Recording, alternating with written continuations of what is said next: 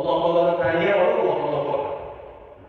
Alloh taolodan qo'rquvchi sifat bizni shakllanishiga, Alloh taolodan qo'rquvchi taqvodor sifat bizda jamlansa, ana unda biz har bir shu hikmatni ko'radigan bo'lamiz. Bizga dard keldi, bizga emas. Bu hikmat bor. Alloh taoloning dard orqali gunohlar qoldiryapmiz. Nabiy sallallohu alayhi vasallamning hadislari bor. Alloh taolo suyganiga dard beradi.